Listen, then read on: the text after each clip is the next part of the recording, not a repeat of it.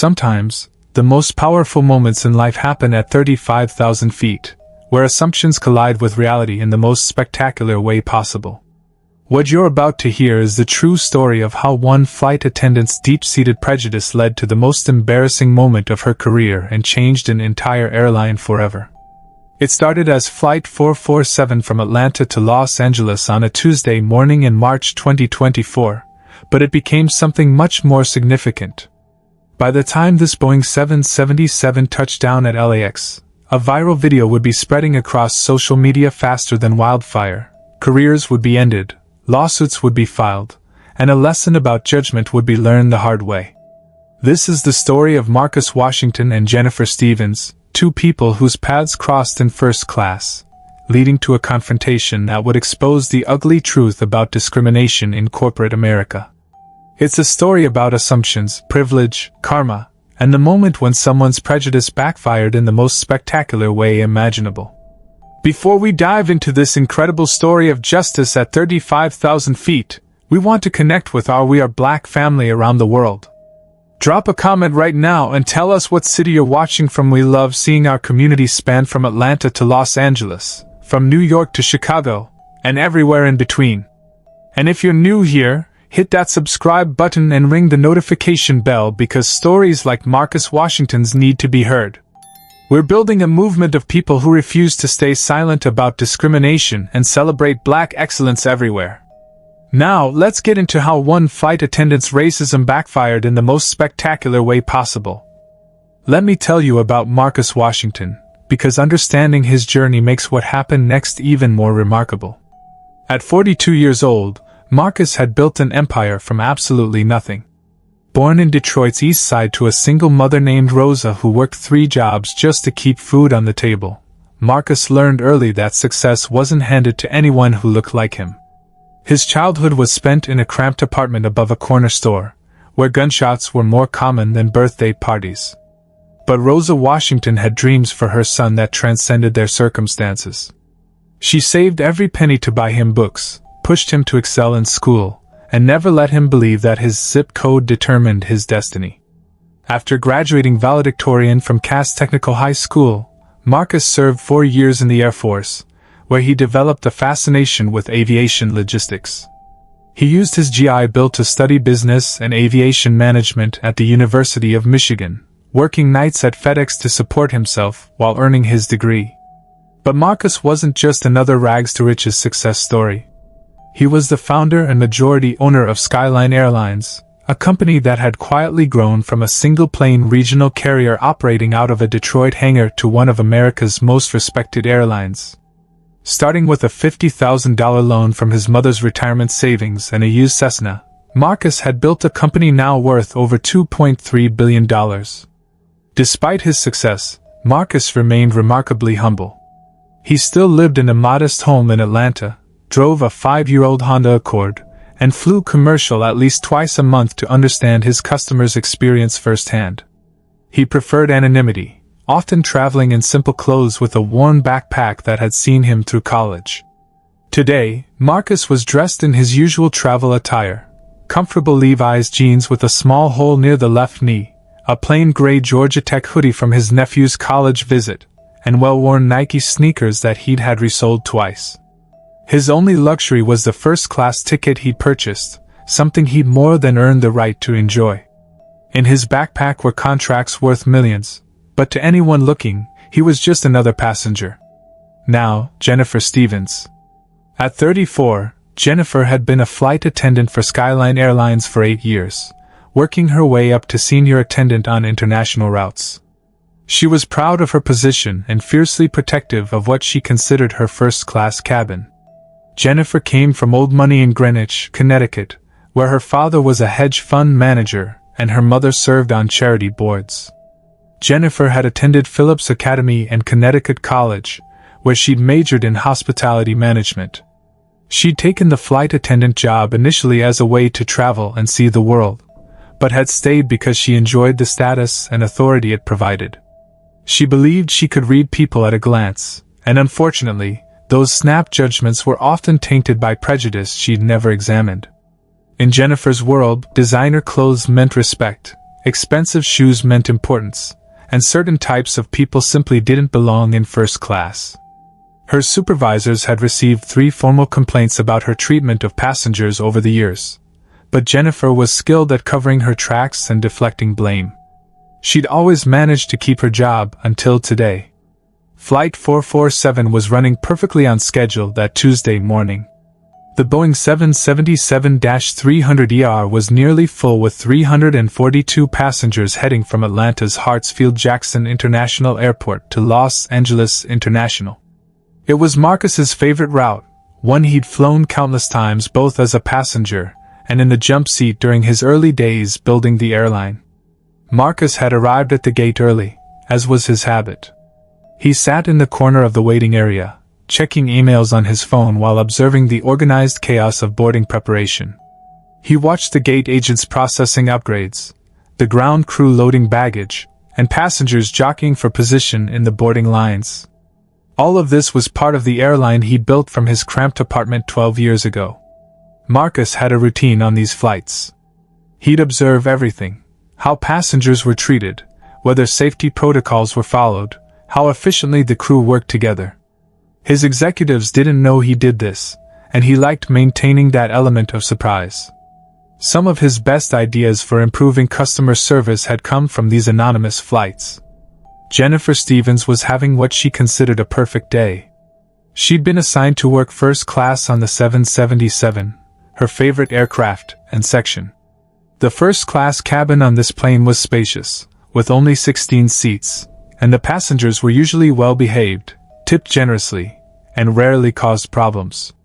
She took immense pride in her appearance: perfectly styled blonde hair pulled back in a regulation bun, flawless makeup that had taken her 45 minutes to apply, and the crisp blue uniform that distinguished Skyline's premium crew members. As passengers began boarding, Jennifer positioned herself strategically at the entrance to first class, her practiced smile ready for what she considered the right kind of passengers. She greeted the business executives with warm enthusiasm, complimented the well-dressed women on their jewelry or handbags, and made pleasant small talk with anyone wearing expensive accessories or carrying designer luggage. A silver-haired man in a tailored suit received a "Good morning, sir, welcome aboard," and a genuine smile. A woman carrying a Louis Vuitton bag was told "I love your purse," and offered assistance with her carry-on. A young man in business attire was asked about his destination and wished luck with his meetings. Marcus was in boarding Group 1, holding a ticket for Seat 2A, a window seat in the front row of first class. As he approached the first-class entrance with his worn backpack and casual clothes, Jennifer's demeanor immediately and visibly shifted. Her smile became forced and thin, her posture stiffened, and her voice took on a different tone entirely. "Excuse me," she said, stepping slightly into his path. "I think you might be in the wrong section. Coach boarding is still in progress, and that section is toward the back of the aircraft." Marcus looked up from his phone, where he'd been reviewing quarterly revenue reports.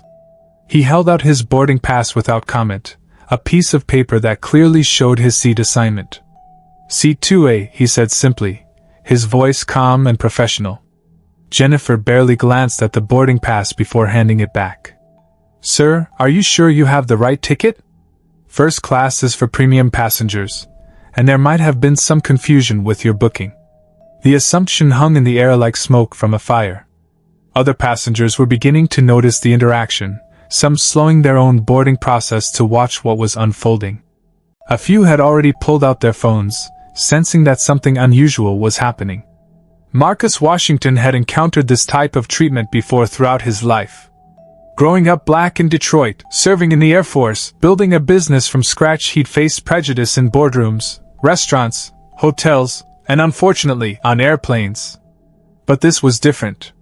This was happening on his own airline, with his own employee, in front of his own customers.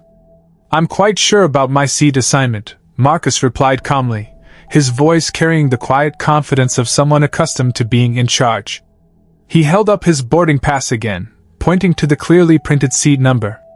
"Marcus Washington, Seat 2A. Jennifer reluctantly took the boarding pass for a second look, her frustration becoming more visible with each passing second. She examined it as if it were written in a foreign language, turning it over and holding it up to the light. "Fine," she said curtly, her tone suggesting she was doing him an enormous favor. "But I'll need to see your photo identification to verify that this is actually your ticket and not something you found or acquired from someone else." This was absolutely not standard procedure. Marcus had watched at least a dozen passengers board ahead of him, and none had been asked for additional identification. The businessman in the expensive suit hadn't been questioned. The woman with the designer handbag hadn't been scrutinized. The young professional hadn't been asked to prove he belonged in first class. Marcus knew this, but he also understood that making a scene would only escalate the situation and potentially ruin the flight for other passengers.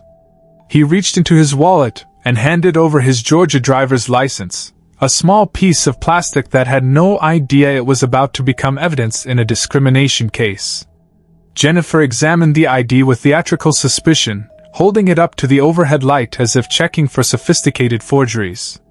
She looked back and forth between the license and Marcus's face multiple times, her performance designed to suggest that something wasn't quite right. "This ID says Marcus Washington," she announced loudly enough for passengers throughout the first-class cabin to hear clearly. "But I need to make sure everything matches up. How do I know you didn't find this ticket somewhere, or that someone else didn't purchase it for you? We've had problems with people using tickets that don't belong to them." The implication was clear, insulting, and completely unprofessional. Marcus felt his jaw tighten slightly, but his voice remained steady and controlled. "Because I purchased this ticket myself, just like every other passenger on this aircraft." "Sir, I've been working in first class for 8 years, Jennifer continued, her voice carrying a tone of condescending authority. "I've developed a pretty good eye for spotting passengers who don't really belong in this section. Maybe there was some kind of computer error with your booking, or perhaps someone else purchased this ticket for you as a gift. We need to make absolutely sure everything is legitimate before we can allow takeoff." Behind Marcus, other passengers were shifting uncomfortably in the boarding line. The contrast in treatment couldn't have been more obvious or more painful to witness. A businessman in a $3,000 suit had boarded without any questions. A woman carrying a Hermes handbag had been welcomed warmly. A couple wearing matching Rolex watches had been offered champagne before they'd even reached their seats. Marcus made his way to seat 2A and settled in, but Jennifer wasn't finished with her performance. She made a deliberate point of hovering near his row, repeatedly walking past his seat, making him feel watched and unwelcome. Her body language screamed disapproval and suspicion. When she began offering warm, lavender-scented towels to first-class passengers, she pointedly skipped Marcus entirely, moving from the seat in front of him to the seat behind him as if he were invisible.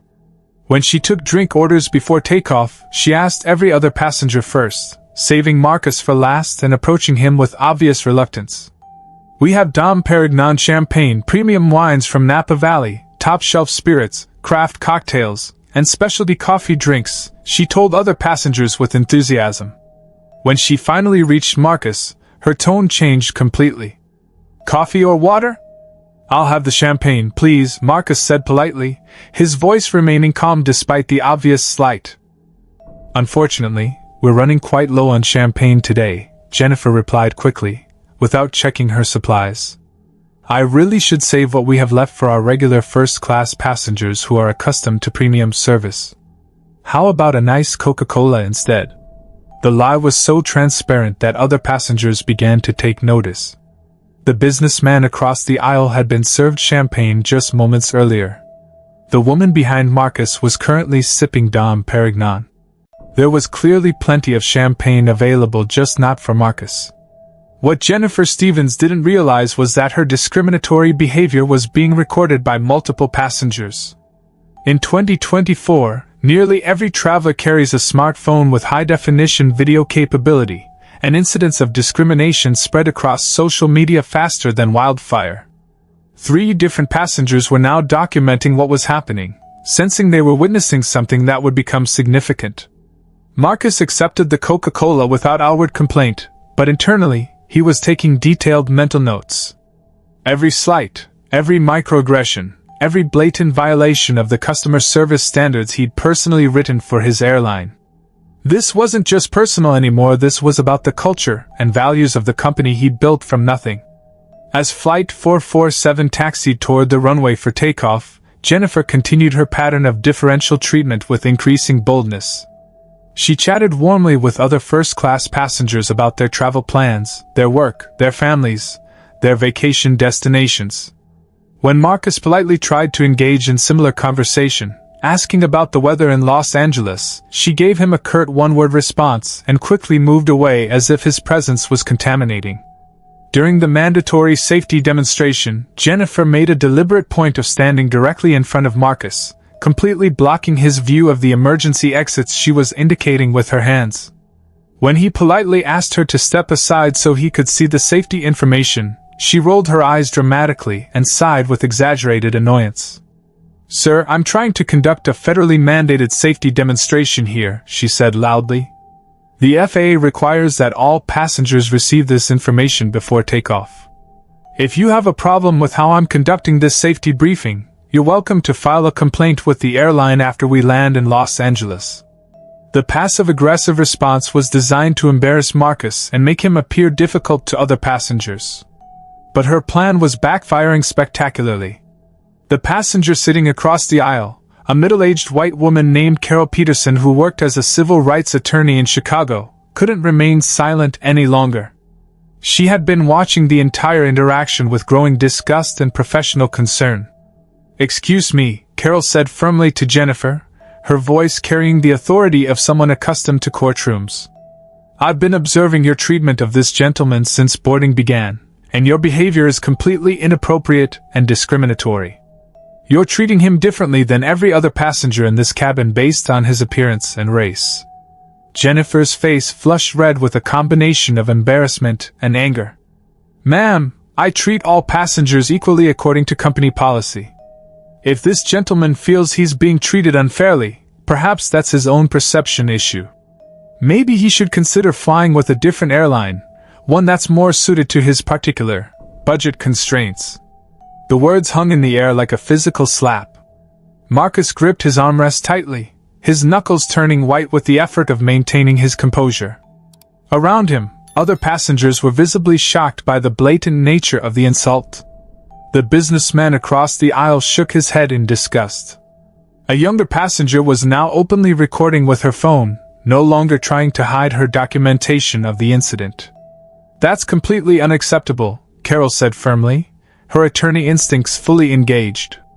"You're way out of line, and you're representing this airline very poorly. I'm going to file a formal complaint about your conduct." Jennifer's professional mask was slipping more with each passing moment. "Ma'am, I don't need passengers telling me how to do my job. I've been working in first class for 8 years, and I've developed excellent instincts about what kind of passengers belong in premium cabins and what kind don't. Some people try to game the system, use fraudulent tickets, or have tickets purchased for them by other people. I'm simply doing my job by maintaining the standards that first-class passengers expect." The racial undertones were becoming impossible to ignore. Marcus slowly reached into his backpack and pulled out his iPhone, opening the camera app with deliberate calm. He began recording the interaction, his phone clearly visible to Jennifer and other passengers. Jennifer noticed the recording immediately and her demeanor shifted to outright hostility. "Sir, you absolutely cannot record me without my explicit permission. That's against federal law and airline policy.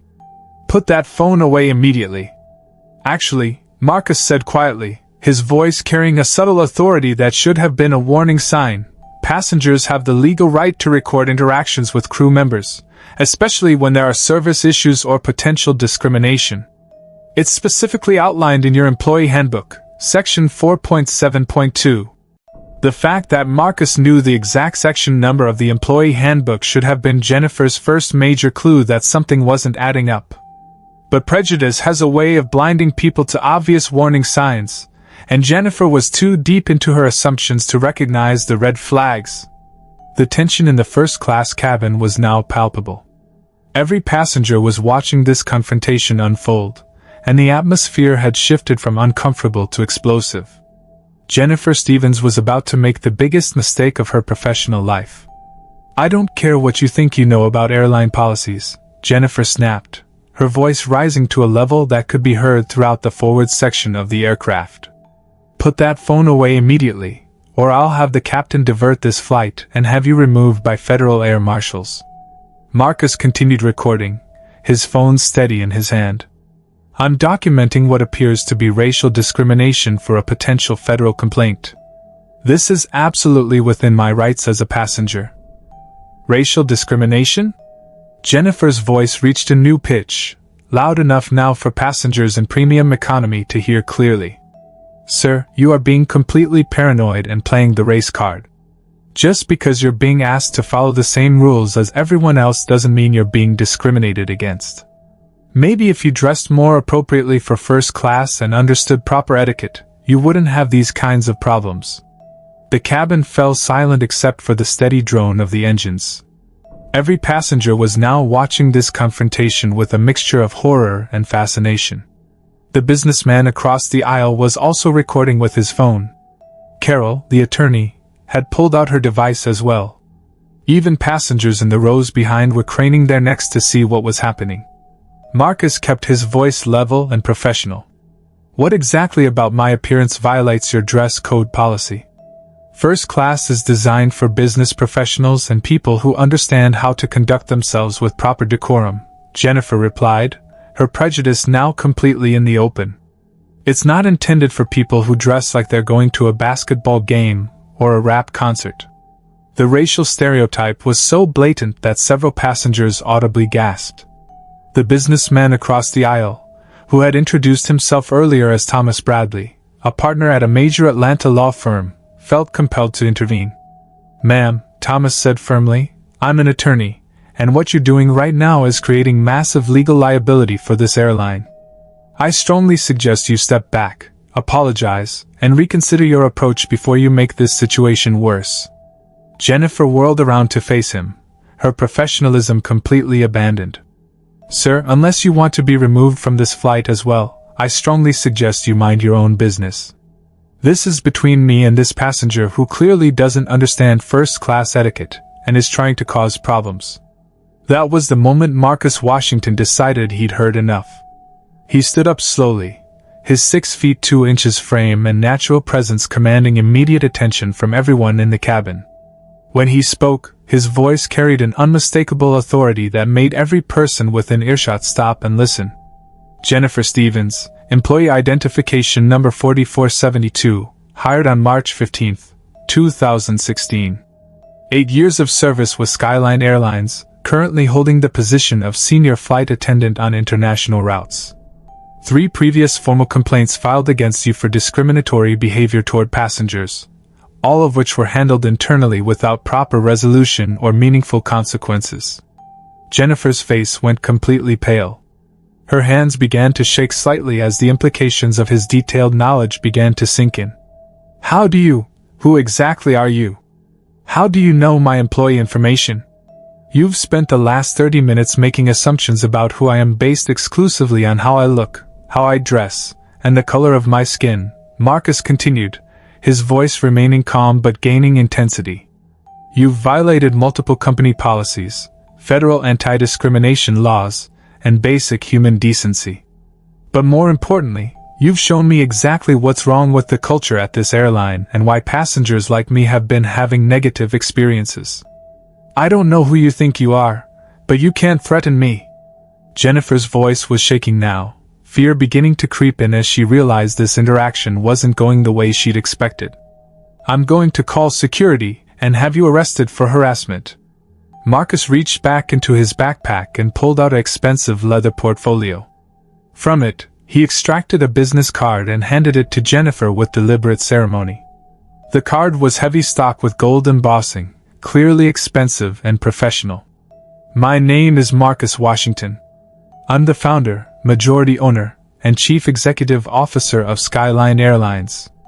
This is my airline. These are my planes. You work for me. And you just spent 30 minutes discriminating against your boss." The silence that followed was absolutely deafening. Jennifer Stevens stared at the business card in her trembling hand as if it were a bomb about to explode. The golden boss lettering read, Marcus Washington, Chief Executive Officer and Founder, Skyline Airlines Incorporated. Her hands began to shake violently. The blood drained completely from her face, leaving her looking pale and sickly. Around the cabin, passengers were still recording, now capturing what would become one of the most viral videos in social media history, the moment when prejudice met reality in the most spectacular fashion possible. That's not possible, Jennifer whispered, her voice barely audible above the engine noise. You're not. The owner of this airline? Marcus finished for her. The man who personally wrote the customer service standards you've been violating? The CEO who's been sitting in seat 2A for the past 30 minutes, watching you discriminate against a paying first-class passenger who happens to be black? Jennifer's legs seemed to give out beneath her. She grabbed onto the back of a seat for support, the full magnitude of what she'd done crashing down on her like a tidal wave. Every insult, every microaggression, every racist assumption, all directed at the man who owned the entire company. Mr. Washington, I didn't know. I never meant. I was just trying to. You never meant to get caught, Marcus said firmly, his voice carrying the weight of absolute authority. But you absolutely meant to treat me differently because of my race. You meant to make me feel unwelcome and uncomfortable on my own airline. You meant to embarrass me in front of other passengers and question my right to be in first class. The businessman across the aisle was shaking his head in amazement. Carol, the attorney, had her hand over her mouth in shock. Throughout the first-class cabin, passengers were witnessing the kind of instant karma that people talk about for years afterward. Jennifer was crying now, her carefully applied makeup running down her cheeks in dark streaks. Please, Mr. Washington, I'm so sorry. I made a terrible mistake. I can change, I promise. Please don't fire me. I have a mortgage, car payments, student loans. I need this job.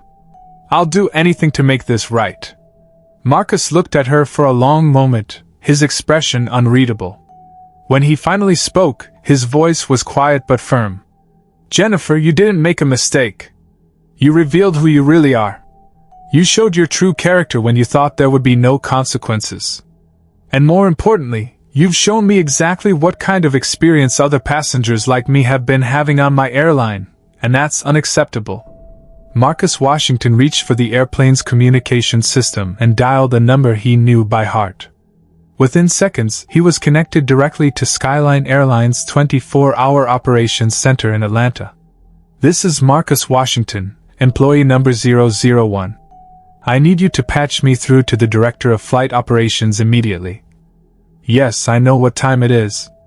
This is urgent. I'll hold. Jennifer was still standing there, frozen in shock and disbelief, as the reality of her situation became crystal clear. Other flight attendants had noticed the commotion and were approaching cautiously, but they stopped when they saw their colleague in obvious distress. Sarah? It's Marcus. I'm currently on Flight 447 from Atlanta to LAX, and we have a serious situation that requires immediate attention. I need you to have representatives from HR, legal, and corporate security meet this flight when we land. Yes, it's that serious, and yes, I'm calling from the aircraft. He looked directly at Jennifer as he continued the call, his voice professional but stern. We have a senior flight attendant who has engaged in blatant racial discrimination against a first-class passenger. The entire incident has been recorded by multiple witnesses, and it's going to require a full investigation and immediate action. Marcus paused, listening to the response from Atlanta. Her name is Jennifer Stevens, employee ID 4472, 8 years of service. And Sarah? I want you to personally review every discrimination complaint we've received in the past 2 years. If we have other employees behaving this way, I want to know about it immediately. This ends today. After ending the call, Marcus addressed the entire first-class cabin. Ladies and gentlemen, I want to personally apologize that you've had to witness this incident. This behavior absolutely does not represent the values of Skyline Airlines, and I can assure you that it will not be tolerated. He turned back to Jennifer, who was still crying. "You'll be suspended immediately upon landing, pending a full investigation by our HR department and legal team. Your behavior today violated not just company policy, but federal anti-discrimination laws. You discriminated against a passenger based on race, and you did it in front of dozens of witnesses with video evidence." Jennifer tried one final desperate plea. "Mr. Washington, please, I'm begging you. I was just doing my job. I was trying to maintain the high standards that first-class passengers expect. I never meant for this to happen." "No," Marcus interrupted, his voice firm but not unkind. "You weren't maintaining standards. You were enforcing your own prejudices and stereotypes. There's a fundamental difference between providing excellent service and discriminating based on race. Every passenger in first class paid for their seat, just like I did. The color of their skin, their choice of clothing, or your personal assumptions about their background are completely irrelevant." Carol, the attorney, spoke up from across the aisle. "Mr. Washington, I want you to know that several of us recorded this entire interaction. If you need witnesses for any legal proceedings or investigations, we're all prepared to testify about what we witnessed today." Marcus nodded gratefully. "Thank you, and I want to assure all of you that this incident will lead to immediate and comprehensive changes in how we train our staff, handle discrimination complaints, and ensure that every passenger receives the respect and dignity they deserve." The remainder of Flight 447 passed in relative quiet, but the tension was palpable throughout the aircraft. Jennifer Stevens was immediately removed from passenger service and spent the rest of the flight in the crew rest area, supervised directly by the captain. Word of the incident had already begun spreading through social media. Passengers were posting videos and the hashtag Skyline discrimination was trending nationwide before the plane even began its descent into Los Angeles. Marcus spent the remaining flight time talking with passengers who approached him to share their own experiences. Many told stories of discrimination they'd faced while traveling. Others praised him for how he'd handled the situation with dignity and professionalism. By the time Flight 447 landed at LAX, Marcus had filled a notebook with feedback about his airline's service and suggestions for improvement. Upon landing, Jennifer Stevens was immediately escorted off the aircraft by airline security personnel and representatives from both HR and legal departments. She was suspended without pay pending a comprehensive investigation. Within 48 hours, she would be terminated for cause, with the incident fully documented in her permanent employment record, making future employment in the airline industry virtually impossible. But the story was far from over. The videos recorded by passengers went viral within hours of the flight's arrival. The hashtag Skyline discrimination generated over 10 million views in the first 24 hours, but surprisingly, most of the commentary praised Marcus Washington's calm, professional response and Skyline Airlines' swift action to address the situation. Marcus used the incident as a catalyst for comprehensive, company-wide change. Within 30 days, Skyline Airlines had implemented mandatory anti-discrimination training for all employees, from ground crew to executives. They established an independent review board specifically for discrimination complaints, with external oversight and direct reporting to the CEO. Most importantly, they created a program where executives, including Marcus himself, would regularly fly as regular passengers to monitor service quality and employee behavior. Jennifer Stevens, meanwhile, struggled to find employment anywhere in the travel industry. The viral video followed her everywhere, a permanent digital reminder of how prejudice can destroy a career in a matter of minutes. She eventually found work in retail management, but at a fraction of her previous salary. The incident had cost her not just her job, but her professional reputation and financial stability. 3 months after the incident, Marcus received a handwritten letter from Jennifer. In it, she took full responsibility for her actions and acknowledged the pain and humiliation she had caused. She also revealed that watching the video of herself had forced her to confront prejudices and biases she'd never acknowledged or examined. She was seeking therapy and working to become a better person, though she understood that her actions had consequences that couldn't be undone. Marcus never responded to the letter, but he kept it in his office as a reminder of how deep-seated prejudice can be, and how important it is to confront discrimination wherever it exists, even when it's uncomfortable or difficult. The Flight 447 incident became a case study in business schools across the country, used to teach crisis management, corporate responsibility, and the importance of inclusive leadership.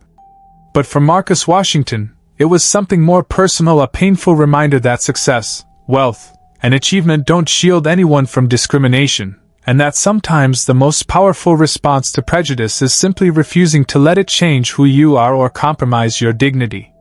The legal consequences were swift and severe. Jennifer faced a federal discrimination lawsuit, while Skyline Airlines proactively settled with Marcus for an undisclosed amount that was donated to civil rights organizations. The company also implemented a zero-tolerance policy for discrimination, with automatic termination for any verified incidents. Today, Skyline Airlines is recognized as one of the most inclusive and progressive airlines in America. Their employee handbook includes a section called the Flight 447 Principle: treat every passenger with dignity, respect, and professionalism, regardless of their appearance, background, or your personal assumptions about who they might be. The airline's diversity and inclusion program has become a model for other companies, and Marcus Washington frequently speaks at conferences about the importance of creating truly inclusive corporate cultures. He often tells audiences that the most expensive lesson his company ever learned cost them millions in legal fees and reputation management, but it was worth every penny because it made them better. Because sometimes, the person you're mistreating might just own the company. But more importantly, every human being deserves to be treated with basic dignity and respect, regardless of who they are, what they own, or what assumptions others might make about them based on their appearance. The lesson of Flight 447 isn't just about karma or instant justice. It's about the simple truth that prejudice hurts everyone: the victim, the perpetrator, and everyone who witnesses it. In the end, we all share the same sky, traveling toward destinations that matter to us. How we treat our fellow travelers along the way reveals everything about who we really are and what we truly value as human beings. This has been the story of Flight 447, a reminder that respect and dignity should never be first-class privileges reserved for a select few. They should be standard treatment for everyone, whether we're at 35,000 feet or standing on solid ground, because in the end, we're all just human beings trying to reach our destinations with our dignity intact.